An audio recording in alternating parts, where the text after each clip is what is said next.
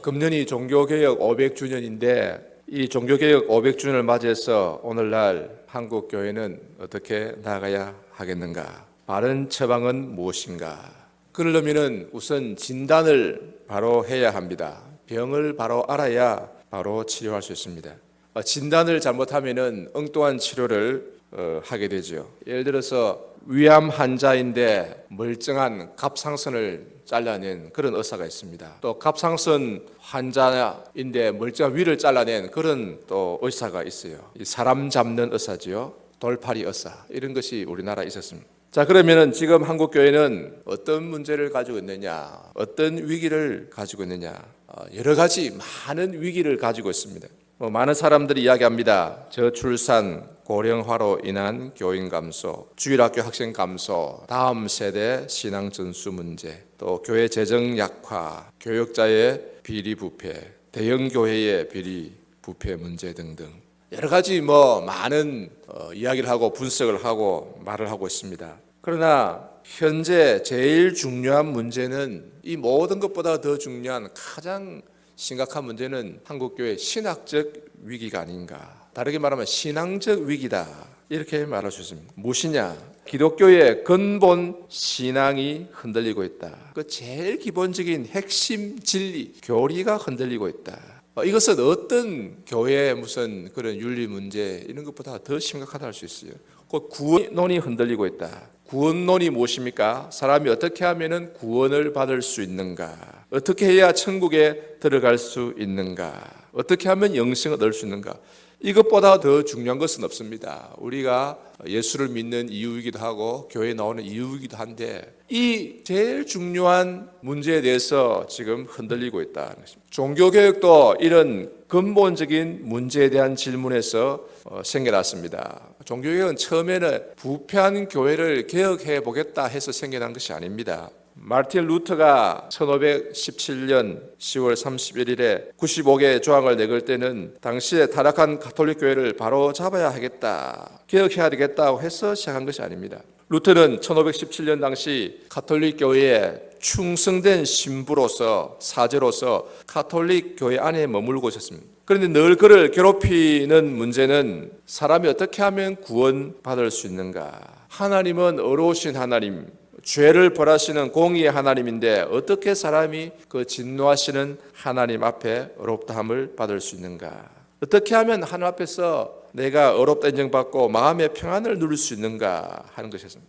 루터는 이 문제를 해결할 수 없어서 수도원에 들어갔습니다. 혼자서 길을 가는데 벼락이 바로 자기 앞에 내리쳤어요. 그 쓰러지면서 자기도 모르게 하는 말이 성 안나여 나를 도우소서, 수도원에 들어가서 신부가 되겠습니다. 그렇게 서약을 했습니다. 안나, 성 안나한테 기도한 것은 그러면 안나가 그 마리아에게 또 부탁해서 마리아가 예수님 부탁하고 그래가지고 자기를 도와달라는 것입니다. 수도원에 들어가서 매일 정해진 시간에 맞춰서 성경을 읽고 기도하고 금식하고 해도 그러나 이 죄 문제는 해결되지 않았습니다. 수도 원장에 가서 자기 죄를 고백하고 돌아서면은 또 죄가 생각나는. 돌아오다가 또 수도 원장에 가서 또 고해성사하고 그 죄 문제가 해결되지 않았습니다. 마음에 평안이 없었어요. 진노하시는 하나님 앞에서 죽을 것 같은 기분이 들었습니다. 당시에 가톨릭 교회는 이렇게 가르쳤습니다. 자, 예수님을 믿고 또 착한 일을 많이 해야 구원을 받는다. 미사에 참석하고 고해성사를 하고 또 선한 일을 또 많이 하고 가톨릭 교회의 지도를 잘 받아야 구원을 받을 수 있다. 이렇게 가르쳤습니다. 그러니까 믿음 플러스 행함으로 구원받는다 이것이죠. 예수님 믿고 그것으로는 안 되고 그 다음에 행함이 있어야 된다. 이렇게 가르쳤습니다. 자, 그러나 그렇다고 해서 바로 천국에 가는 것도 아니고 먼저 연옥에 가서 불로 고통을 당해야 된다. 자기의 남은 죄를 불로 다 태우고 정결케 한 다음에 천국 간다. 몇백 년이 걸릴지 몇천 년이 걸릴지 모릅니다. 연옥에 얼마나 오랫동안 머물지는 각자 사람에 따라 다르다고 합니다. 죄가 많은 사람은 오랫동안 불로 고통당해야 되고 죄가 적은 사람은 적게 고통당한다. 착한 일을 많이 하면은 이 기간이 줄어든다. 면죄부를 사면은 이 기간이 대폭 줄어든다. 연옥에 있는 부모와 조상들도 빨리 천국에 올라갈 수 있다. 이렇게 가르쳤습니다. 마르틴 루터도 젊은 시절에 이런 가르침 때문에 늘 마음에 불안했습니다. 진노하시는 하나님, 죄를 벌하시는 하나님 앞에서 마음에 평안이 없었어요. 구원의 확신이 없었습니다. 루터는 나중에 수도를 나와서 당시에 새로 설립된 비텐베르크 대학, 베를린 바로 밑에 그것이 있는데, 비텐베르크 대학에서 성경을 연구하고 가르치면서 오직 믿음으로 구원받는다는 교리를 깨닫게 되었습니다. 특별히 로마서 1장 17절이 중요한데, 거기 보면은 복음에는 하나님의 의가 나타나서 믿음으로 믿음에 이르게 하나니 기록된 바 오직 의인은 믿음으로 말미암아 살리라 함과 같으니라. 여기에 하나님의 의, 복음에는 하나님의 의가 나타난다 했는데, 이 하나님의 의는 당시에 늘 생각하고 믿었던 바대로의 징벌하는 의가 아니라 우리를 구원하는 의다. 예수 그리스도를 믿는 자에게 전가된 의다 하는 것을 깨닫게 되었습니다. 시편과 또 갈라디아서 연구 등을 통해서 이제 이 로마서 1장 17절을 읽을 때에 큰 깨달음과 확신이 오게 된 것입니다. 이 의는 오직 예수 그리스도를 믿음으로 얻는다. 믿음으로 얻는다. 나는 아무 공로 없어도 예수님이 십자가에서 이루신 공로를 힘입어 하나님의 은혜로 구원 얻는다 하는 진리를 깨닫게 되었습니다. 그래서 믿음으로 어렵담 받는다 하는 이신칭의 믿음으로 어렵다 칭함 받는다 하는 교리를 이제 주장했습니다. 그래서 오직 믿음으로 솔라 피데, 오직 믿음으로, 이것은 전적으로 우리가 어렵담 받는 것, 다르게 말하면 구원받는 것은 전적으로 하나님의 은혜다, 하나님의 선물이다 하는 것입니다. 이것이 개신교의 제일 중요한 핵심 교리가 되었습니다. 이에 비해 가톨릭에서는 믿음 플러스 행함으로 구원받는다고 가르칩니다. 요즘 한국 교회에서는 이런 전통적인 참 이신칭의 교리를 부정하고 100년 이상 120년 30년 동안 한국의 개신교회를 견고하게 떠받쳐온 이 이신칭의 교리를 부정하고 행함으로 구원받는다고 주장하는 신학자들이 생겨나고 또 따르는 사람들이 제법 있습니다. 어느 정도인지는 모르지만은, 또는 칭의는 마지막 심판날에 가야 확전된다고 합니다.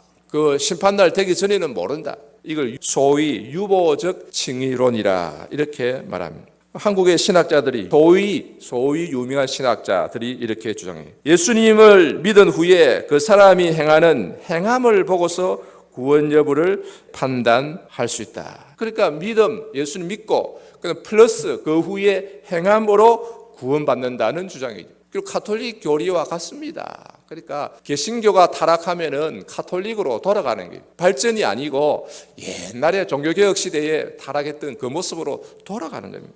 자, 그렇다면은 우리가 과연 구원받을 수가 있겠습니까? 예수님을 믿고 나서 죄 안 지은 사람이 있습니까? 예수님 믿고 나서 그 다음부터 죄 한 번도 안 지은 사람이 있습니까? 예수님을 믿고 나서 결혼했잖아요. 결혼하고서 부부싸움 한 번도 안 한 사람 있습니까? 그리고 자식에게 한 번도 화를 안 낸 사람 있습니까? 그러면 도대체 누가 행함으로 구원받으면 도대체 누가 구원받을 수 있겠습니까? 로마서 3장 20절에 사도 바울은 이렇게 말합니다. 그러므로 율법의 행위로 그의 앞에, 하나님 앞에 어렵다 하심을 얻을 육체가 없나니 율법으로는 죄를 깨달음이라. 애가 선하게 살려고 율법을 지켜하려고 애를 쓰면은 그 자체는 귀하고 좋은데, 그걸 하다 보면 오히려 내가 죄인이라는 것을 깨닫게 된다는 게, 죄를 깨닫게 됩니다. 어렵다 하심을 얻을 육체가 없다 그랬습니다. 전도서 7장 20절에 선을 행하고 죄를 범치 아니하는 의인은 세상에 아주 없느니라.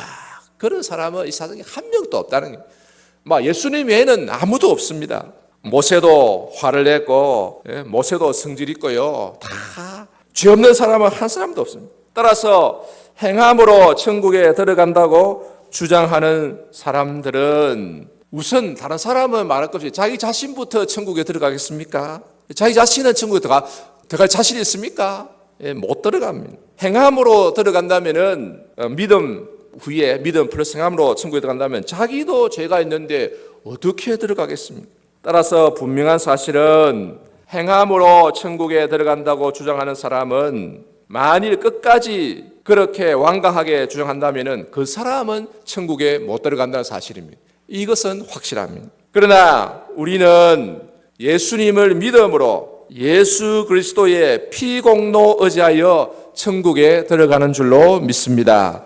오늘 읽은 본문에 보면은 마태복음 7장 21절에 보면은 예수님은 이렇게 말씀하십니다. 나더러 주여 주여 하는 자마다 다 천국에 들어갈 것이 아니요 다만 하늘에 계신 내 아버지의 뜻대로 행하는 자라야 들어가리라. 이 말씀은 아주 유명한 말씀인데 이 말씀을 보니까 예수님은 행함으로 천국에 들어간다고 말씀하신 것이 아닌가 하는 생각이 들 수 있습니다. 하늘에 계신 내 아버지의 뜻대로 행하는 자라야 들어가리라. 그래서 오늘날 많은 신학자들 또는 목사들 또는 성도들이 이 구절 예수님 말씀에 근거해서 행함으로 천국에 들어간다 이렇게 주장하고 있습니다. 심지어 그들은 믿음으로 어렵다함 받는다는 이 신칭의는 틀렸다. 오직 믿음은 잘못이다. 이렇게 주장합니다. 그래서 루터와 칼빈도 틀렸고 한국의 박윤선 박사도 틀렸다. 이렇게 주장합니다. 행함이 있어야 천국에 들어간다. 믿음만으로는 안 된다. 그러면서 윤리를 강조하고 교회 개혁과 갱신을 강조하고 자기가 개혁자인 것처럼 이렇게 놨습니다. 그러면서 행함을 아주 강조해요. 어떤 신학자는 이렇게 주장합니다. 지금 세상에 안 계십니다마는 현재 천국은 믿음으로 들어가지만 미래 천국은 행함으로 들어간다. 이 현재 천국이라는 것은 현재 이 땅의 하나님 나라, 이 교회라고 생각하면 되겠습니다. 참 성도들로 구성된 참 성도들의 모임이 바로 교회고 이 땅에 있는 하나님의 나라입니다. 그 현재 천국. 현재 천국에는 믿음으로 들어간다. 그러니까 교회에 와서 예수를 믿음으로 교회 와서 신앙생활을 하고 이제 섬기고 봉사합니다. 그런데 미래 천국은 천당 또는 낙원이라 하는 미래 천국, 죽으면 가는 그 미래 천국은 행함으로 들어간다. 이렇게 주장합니다. 그러면 우리는 천국에 가는 겁니까? 못 가는 겁니까? 믿음으로 현재 천국에 교회에 들어와서 신앙생활하고 찬양도 하고 다 하는데 막상 천당에는 낙원에는 미래의 천국은 행함으로 들어간다면은 들어갈 수 있습니까? 못 들어갑니까? 못 들어가지요. 행함으로는 못 들어갑니다. 현재 이 세상에서 신앙생활 잘하다가 죽어서 천국에 못 간다면은 그 사람은 구원받은 겁니까? 못 받은 겁니까? 이게 못 받은 겁니다. 천국에 낙원에 천당에 못 간다면은 이 세상에서의 이 삶은 잠깐입니다. 잠깐인데 영원한 천국에 못 들어간다면 그게 무슨 구원입니까? 예를 들어서 어떤 사람이 마산에서 기차를 타고 서울로 가는데 서울이 목표인데 서울로 가는데 조금 가다가 대구에서 내렸습니다. 그러면 서울 간 겁니까? 못 간 겁니까? 못 간 겁니다. 서울에는 전혀 못 간 겁니다. 그러면은 여기 21절에 예수님의 말씀은 무슨 뜻인가? 여기서 주여 주여 하는 자는 주여 주여 하는 자는 참 믿음이 없이 형식적으로 입만 가지고 주여 주여라고 말하는 자를 가리킵니다. 주여 주여 하는 자, 하는이라는 말 좀 불분명한데 여기에 말하는이 원문에 말하는 주여 주여 라고 말하는 자는 참 믿음이 없이 형식적으로 입만 가지고 주여 주여라고 말하는 자를 가리킵니다. 마음으로는 믿지 않고 입만 가지고 형식적으로 주여 주여라고 말하는 자. 주여란 말의 반복이 이미 이를 시사하고 있습니다. 그래서 이런 형식적인 사람들은 참 믿음이 없기 때문에 천국에 들어가지 못한다 하는 것입니다. 이 주여 주여 하는 자는 앞에서 예수님이 말씀하신 거짓 선지자들과 같은 자들입니다. 이들은 양의 옷을 입고 나오나 속에는 노략질하는 일이라고 했습니다. 앞에 문맥을 보면 거짓 선지자들을 염두에 두고 그와 같은 유의 사람들을 가리켜서 주여 주여 하는 자라 이렇게 말하고 있습니다. 15절에 거짓 선지자들을 삼가라. 양의 옷을 입고 너희에게 나오나 속에는 노략질하는 일이라. 그 모습은 아주 순한 양처럼 이렇게 해서 온다는 거예요. 순진한 모습으로 옵니다. 여러분, 이단들은 머리에 뿔 달린 게 아닙니다. 인상이 아주 험상궂은 게 아니라고요. 아주 순한 양처럼 찾아올 수 있습니다. 아주 얼굴에 웃음을 띠고 또 겸손하고 부드러운 모습으로 찾아와서 또 형제님, 자매님 같이 성경 공부합시다. 또 앙케이트 조사하러 왔습니다. 또 666의 비밀을 아시나요? 아마겟돈 전쟁에 대해서 들어보셨습니까? 이렇게 부드럽게 접근하고 또 밥 사주고 차, 커피 사주면서 접근하더라고요. 그리고 아주 친절하게 잘해줘요. 아주 외로운 사람 찾아와서 이야기도 해주고요. 커피도 사주고 밥도 사주고 그렇게 접근합니다. 그러나 속에는 노략질하는 일이라 그랬어요. 그래서 나중에 때가 되면은 잡아먹습니다. 처음에는 밥 사주고 잘 해주다가 처음에는 성경도 크게 문제될 거 없는 것부터 가르치더라고요. 잘 가르쳐가지고 때가 되면은 잡아먹습니다. 22절에 보면은 그날에 많은 사람이 나더러 이르되 주여 주여 우리가 주의 이름으로 선지자 노릇하며 주의 이름으로 귀신을 쫓아내며 주의 이름으로 많은 권능을 행치 아니하였나이까 하리니. 이들은 주여주 하는 자들, 이 형식적인 거짓 믿음의 사람들은 주의 이름으로 선지자 노릇한다. 선지자 노릇한다는 것은 말씀을 전한단 말이에요. 이 말씀을 전한다, 가르친다. 그 심지어 목사가 될 수 있습니다. 거짓 선지자가요. 또 큰 교회를 목회할 수도 있더라고요. 또 부흥사가 되어서 집회도 많이 하고 또 방송에 나올 수도 있습니다. 요즘 방송이 아주 인기잖아요. 거짓 선지자가 이렇게 주의 이름으로 선지자 노릇할 수도 있다는 거예요. 주의 이름으로 귀신을 쫓아내며, 여러분 귀신을 쫓아내는 것은 참 힘든 일입니다. 목사라고 다 쫓아낼 수 있는 게 아니에요. 목사님 보고 귀신 쫓아내 주십시오 이렇게 참 부탁하는 거는 곤란합니다. 그러면 아무리 이래 보통 기도하고 해서는 귀신이 잘 안 나가요. 그런데 이단들은 귀신을 쫓아낼 수 있다는 거죠. 참 대단한 능력을 행사합니다. 또 큰 권능을 행한다 그랬어요. 큰 권능을 행했다. 이단인 어떤 목사는 한국의 유명한 이단인데요. 대학 다닐 때 저는 모르고 초기입니다. 모르고 그 대학에 왔길래 유명하다 해서 한번 가봤는데요. 자기는 기도해서 어떤 사람을 얻고 가는데 죽었는데 그 기도해가지고 죽은 사람도 살렸다고 말합니다. 그리고 성경을 전부 다 외웠다 그래요. 기도를 기도하는데 은사 받아가 성경을 전부 다 외웠대요. 무슨 복음, 무슨 성경, 몇 장, 몇 절 말해봐라. 그러면 쫙쫙 다 이렇게 말해요. 대단한 능력을 받았는데 한국에 아주 유명한 이단이 되었습니다. 그런데 이렇게 선지자 노릇하고 귀신을 쫓아내고 큰 권능을 행하는데 이런 사람들 어떻게 된다고 했습니까? 23절에 보면은 그때에 내가 예수님이 그들에게 밝히 말하되 내가 너희를 도무지 알지 못하니 불법을 행하는 자들아 내게서 떠나가라 하리라.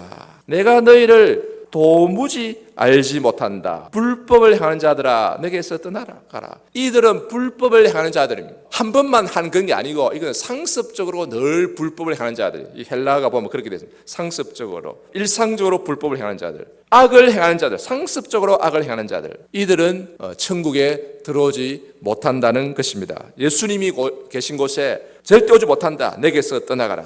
천국에 들어오지 못한다. 구원받지 못한다는 것입니다. 그리고 예수님은 이들을 도무지 알지 못한다. 도무지 알지 못한다. 나와는 상관이 없다는 말이죠. 그런데 이 원문에 보면은 여기에 내가 너희를 도무지 알지 못한다. 그렇게 되어 있는 것이 아니고 내가 너희를 도무지 알지 못하였다.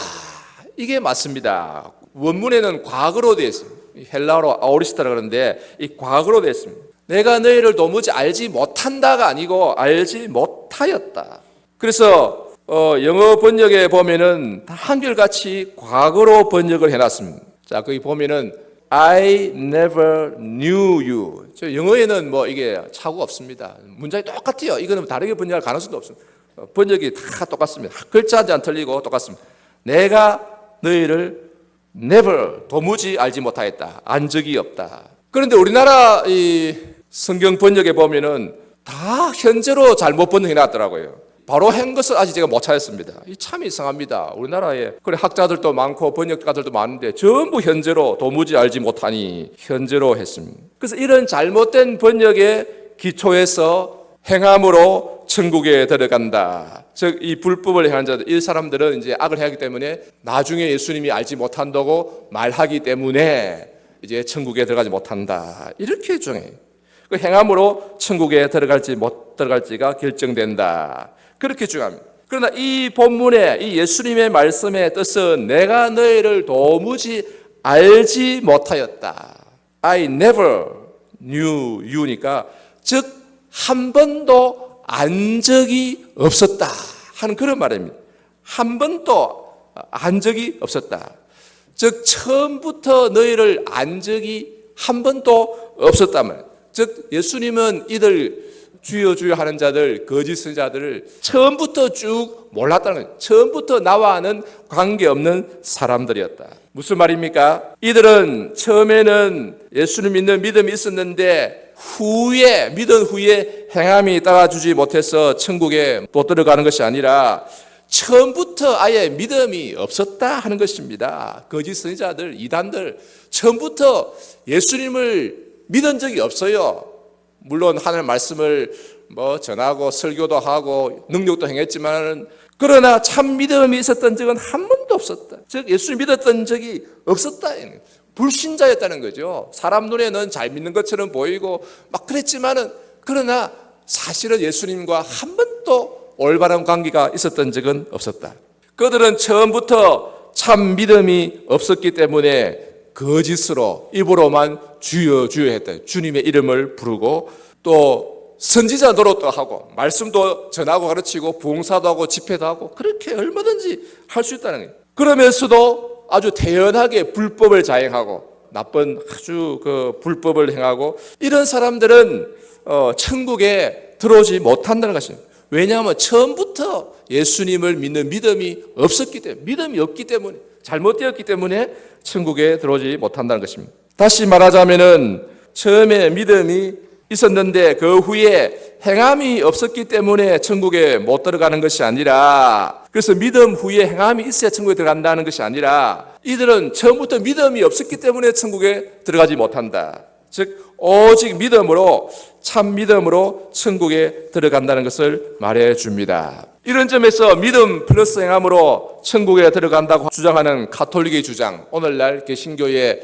또 일부 이상한 사람들의 주장은 이 본문을 제대로 이해하지 못했고 예수님의 말씀에 비춰볼 때 틀린 것이라 하는 것을 알 수 있습니다. 예수님의 말씀은 오직 믿음, 참 믿음으로 천국에 들어간다는 것입니다. 그러면 21절 하반절에 하늘에 계신 내 아버지의 뜻대로 행하는 자라야 들어가리라 한 것은 무엇인가?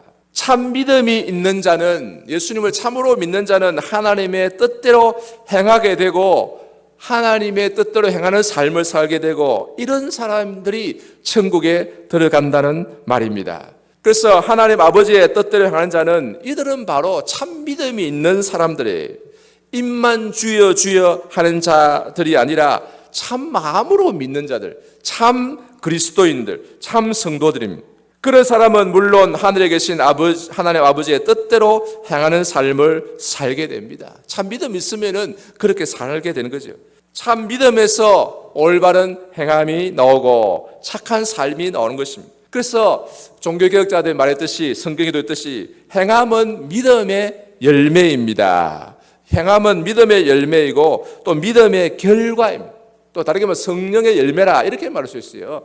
예수님이 여기 16절, 17절에서 강조하신 것처럼 좋은 나무마다 아름다운 열매를 맺고 못된 나무가 나쁜 열매를 맺나니 좋은 나무라면은 참 믿음 있는 사람이라면은 아름다운 열매, 착한 행동을 하게 되어 있다는 거예요. 못된 나무가 나쁜 열매를 맺는다. 예수를 믿지 않는 자들, 믿음이 없는 자들 이런 사람이 결국 나쁜 행동을 한다는 것이죠. 그래서 열매로 그들을 안다. 이 예수님의 말씀입니다.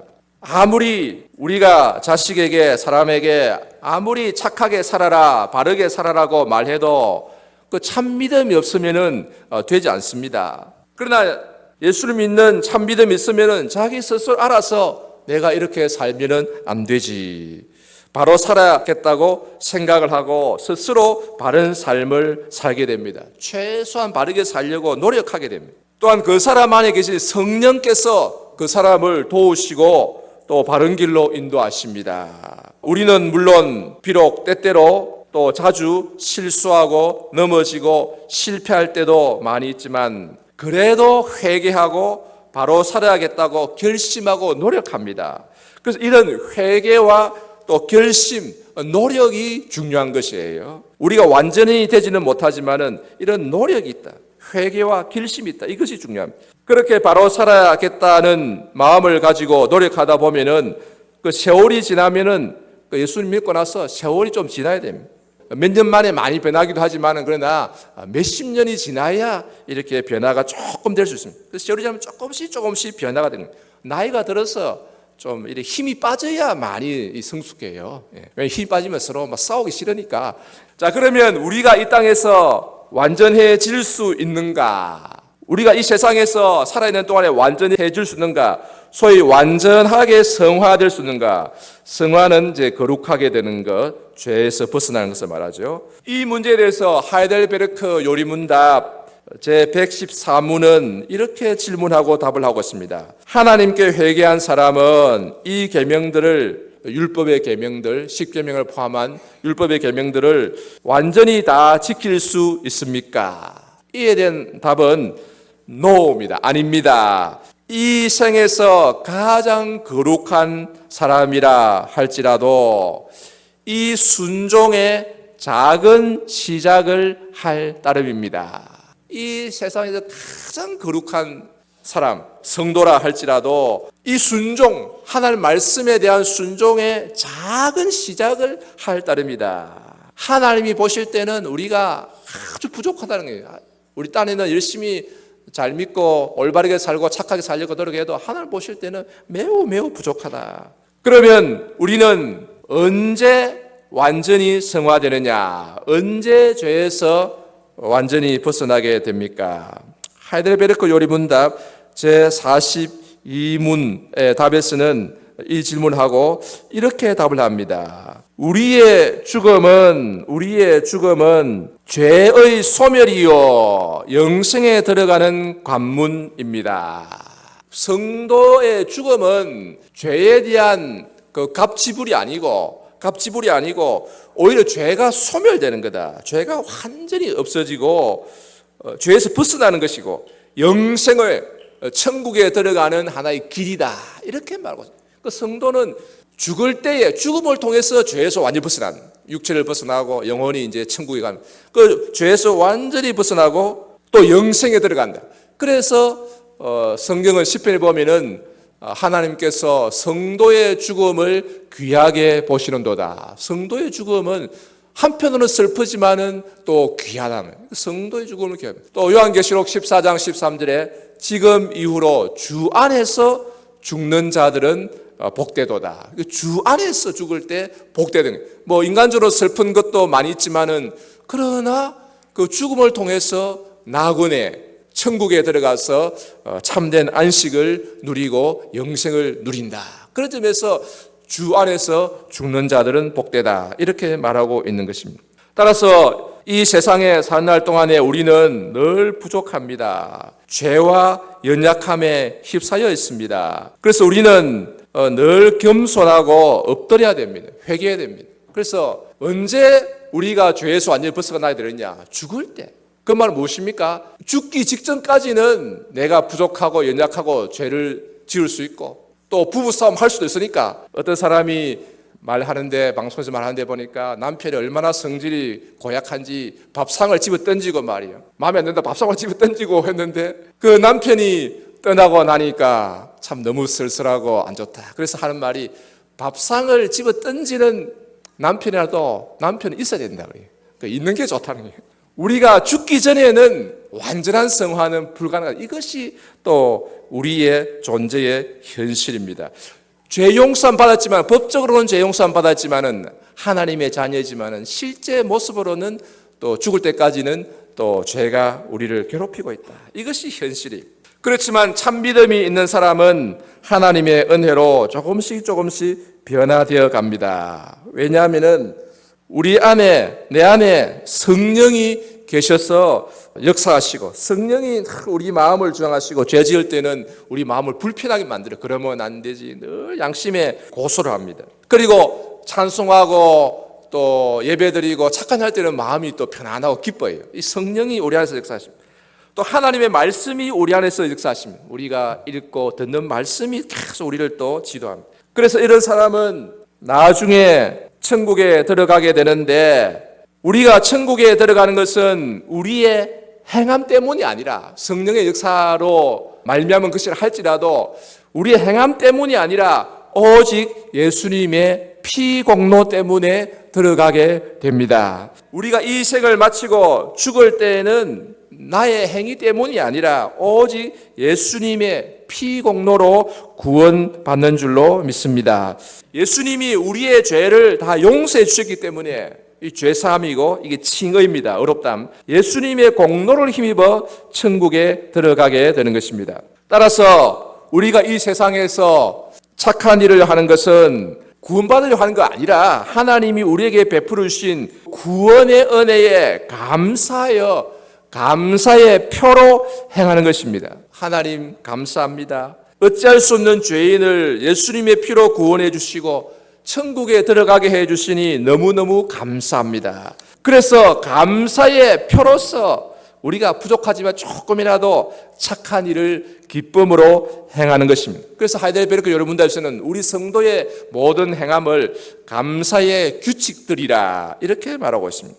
이에 비해 가톨릭 신자들은 자기의 공로를 쌓아서 천국에 들어가려고 선행을 행합니다. 정확하게 말하면은 천국에 바로 들어가는 게 아니고 연옥에 머무르는 기간을 단축하려고 착한 일을 합니다. 그러니까 가톨릭 신자들은 구원의 확신이 없습니다. 구원 못 받잖아요, 사실은. 지옥에 가는 것은 면하지만은 연옥에 가게 되니까 천국에 못 가잖아요. 구원이 없습니다. 그러니까 두려움과 불안감에서 선행함, 늘 연옥의 불이 위협하고 있습니다. 가톨릭 신자들이 고아원을 방문하고 양로원을 찾아가서 도와주고 할 때 그들은 연옥에서 불로 고통받는 기간을 줄이기 위해서 하는 것입니다. 그리고 가톨릭 신자들은 선행을 할 때도 늘 마음에 불안이 있습니다. 초조함과 두려움으로 착한 일을 행하게 됩니다.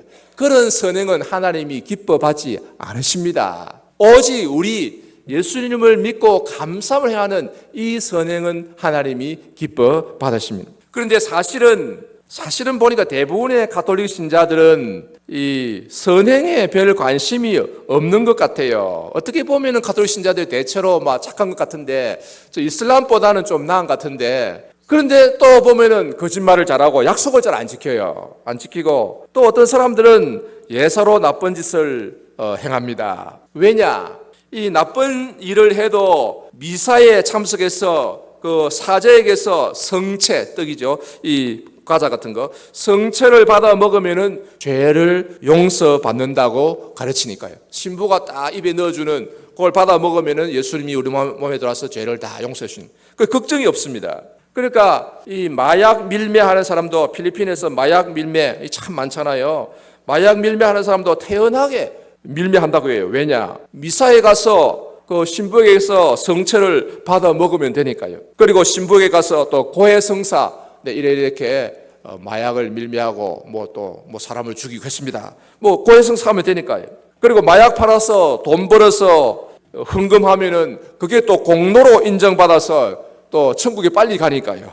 그러니까 가톨릭 국가들은 죄가 많고 부정부패가 심하고 나라 발전이 잘 안 됩니다. 남유럽 국가들, 이탈리아, 스페인, 포르투갈, 물론 옛날 오래된 기독 역사 때문에 아시아 나라들보다 좀 낫다 싶지만은 그래도 거기는 가톨릭 국가라서 문제가 많습니다. 도둑이 많고요, 무질서합니다. 남미 여러 나라들, 브라질, 아르헨티나 쭉 나라들 다 가톨릭 국가들입니다. 가톨릭 국가들.